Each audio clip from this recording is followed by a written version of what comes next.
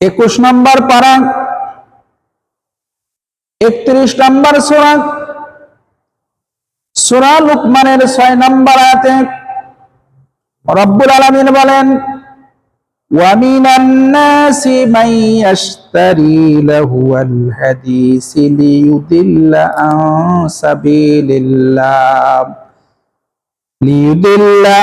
সাবিলিল্লাহি বিগাইরি ইলম।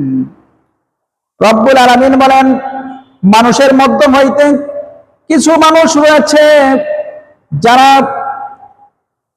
অন্যায়, জুলুম, নির্যাতন এই সমস্ত কিছু থেকে যখন আল্লাহর নবীরা, সাহাবায়ে কেরাম মানুষকে দ্বীনের দাওয়াত দিয়েছেন, ইসলামের দাওয়াত দিয়েছেন, কোরআনের দাওয়াত দিয়েছেন, কোরআনের দাওয়াত যখন মানুষগুলো শুনেছে আর সেই অনুযায়ী যখন আমল করেছে, তখন আল্লাহর দুশমনদের আর সহ্য হয় নাই। কোরআন থেকে, ইসলাম থেকে মানুষকে কি করে পথভ্রষ্ট করা যায় এই চিন্তার ফিকির নিয়া মক্কার একজন পাপিষ্ঠ কাফের, তার নাম হলো নজর ইবনে হারিস। নামটা কি ভাই? নজর ইবনে হারিস। সে ব্যবসার জন্য সিরিয়া চলে গেল।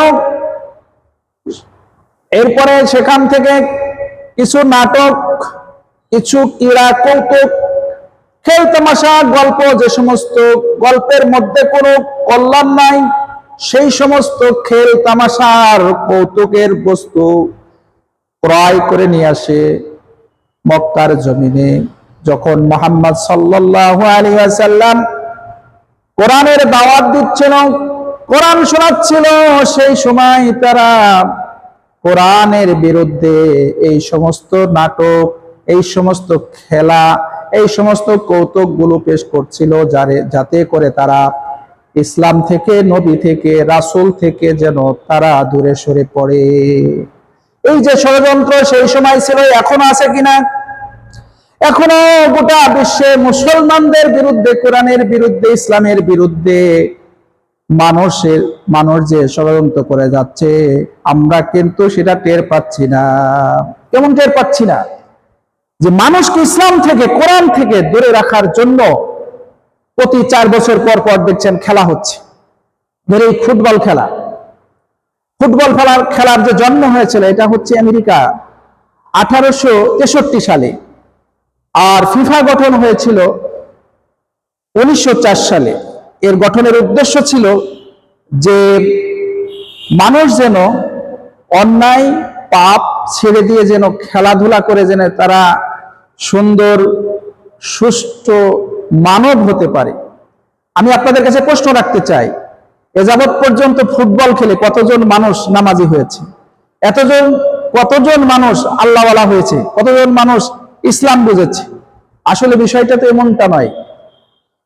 ইতিহাস সাক্ষী, ইতিপূর্বে ইসলামের বিরুদ্ধে, কোরআনের বিরুদ্ধে, রাসূলের বিরুদ্ধে কিছু বলতে হবে, কিছু করতে হবে, সেই জন্যই কিন্তু খেল তামাশা এবং নাটক, বিভিন্ন ধরনের বই ক্রয় করে নিয়ে এসে রাসূলকে এবং ইসলামকে এবং কোরআনের বিরুদ্ধে তারা সোচ্চার হয়েছিল। এখনো ইসলামের বিরুদ্ধে, কোরআনের বিরুদ্ধে যাতে মানুষ লেগে পড়ে, এই জন্যই কিন্তু বিভিন্ন সময় খেল তামাশার জন্য খেলাধুলা এগুলা তৈরি করা হয়।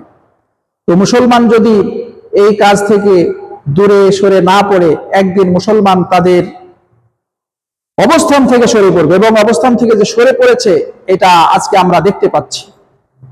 যেমন যে আমাদের যে দেশ, এটা স্বাধীন দেশ, এই স্বাধীন দেশে শুধু আমাদের পতাকায় এই জমিনে উড্ডয়ন হবে, এটাই স্বাভাবিক। কিন্তু দেখা যাচ্ছে যে বিভিন্ন দেশের পতাকা আমাদের দেশে উড্ডয়ন হচ্ছে, এটার লক্ষণ তো ভালো না।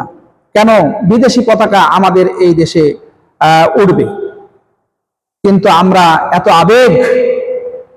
এত আবেগপ্রবণ হয়ে আমরা ইসলামকে ভালো না বেশে খেলাকে ভালোবেসে ফেলেছি। সেদিন দেখলাম যে একজন মুরব্বী, তার বয়স প্রায় 60, সে সাংবাদিকের সামনে এসে বলছে যে আমি 10 কাঠা জমি বিক্রি করে আমি জার্মানির 7 কিলোমিটার পতাকা তৈরি করেছি রেকর্ড করার জন্য। সে গর্বস্বরে বলছে যে আমি জার্মানিকে একটা ছেলের মতন ভালোবাসি, যার কারণে আমি 10 কাঠা জমি বিক্রি করে আমি হলো পতাকা তৈরি করেছি।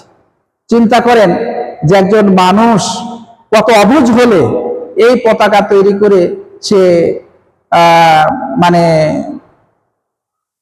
নিজকে মানে বাহাবা নিতে চায়, কিন্তু আসলে নিজকে বাহাবা নেওয়ার মতন এখানে কোনো কিছু নাই।